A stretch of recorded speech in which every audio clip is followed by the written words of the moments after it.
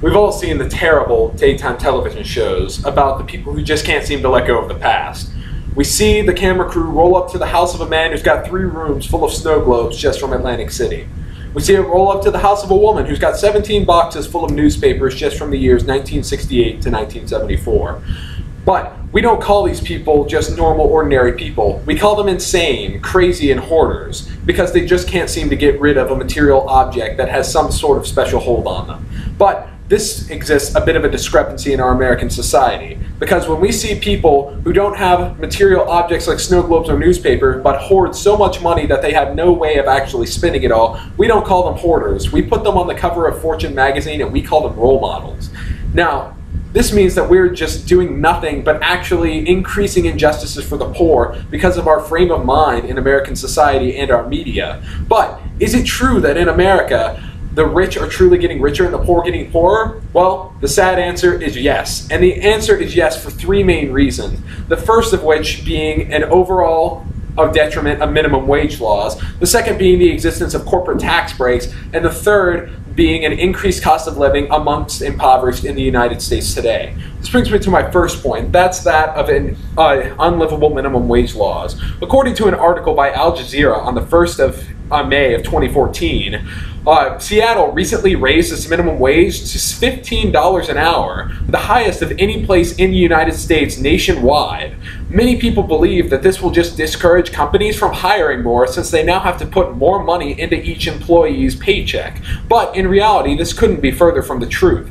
In reality, an increased minimum wage will cost a little bit more in the short term, but in the long run, it will eventually put more money in the pocket of the working man, and therefore they will be able to put more money back into the economy, which will stimulate overall economic growth in the United States on a local, state, and national level. Not only will it stimulate overall economic growth, but it will actually increase the amount of money going toward the company since patrons are now able to buy the product of the company for which they are working. This means that an increased minimum wage would actually benefit everyone in the long term. But sadly, many corporations don't feel that a minimum wage that is above $7.25 an hour will be beneficial for themselves. Therefore, they continue paying an unlivable wage for their employees. While $1.50 an hour might have been a livable wage back in the 1970s and 80s, right now times have changed and the cost of living has increased. Therefore, companies should pay their workers a higher wage. But sadly, $7.25 as a national minimum wage continues to exist in the United States, and therefore this unlivable minimum wage is doing nothing but getting the rich richer and exploiting the poor who work for them. This brings me to my second point, and that's that of the existence of corporate tax breaks. According to an article by CNN on the 9th of April 2014, the recently proposed Republican budget would actually increase the amount of taxes paid by the lower percentages of the United States based on income, while decreasing the amount of taxes paid by corporations, especially in the oil sector. This means that the government is actually exploiting the poor man in order to make tax breaks for large corporations, especially oil companies. According to this, a student currently enrolled at FSU in Florida would still be paying their student loans while currently enrolled, while oil companies will receive a tax break equal. This is an estimated $40 million profit toward the Florida Treasury, but an estimated $40 million tax break for Florida oil companies. Now this means that corporations are just exploiting the amount of people in the United States because they're taking their tax dollars from the lower percentages in order to pay off their own corporate salaries. This means that this exploitation will not cease until legal action and government policies are changed in order to make room for the lowest common denominator of American policy in terms of economic growth. Until we do this, the poor will continue to be poorer while the rich will continue to exploit them and get richer. This brings me to my final point, and that's that of increased cost of living amongst the impoverished. According to an article by New York Times on the 30th of April 2014, the overall quality of living amongst the impoverished and the lowest economic earners in the United States has actually increased since the 1970s, 80s, and pretty much any time before the present.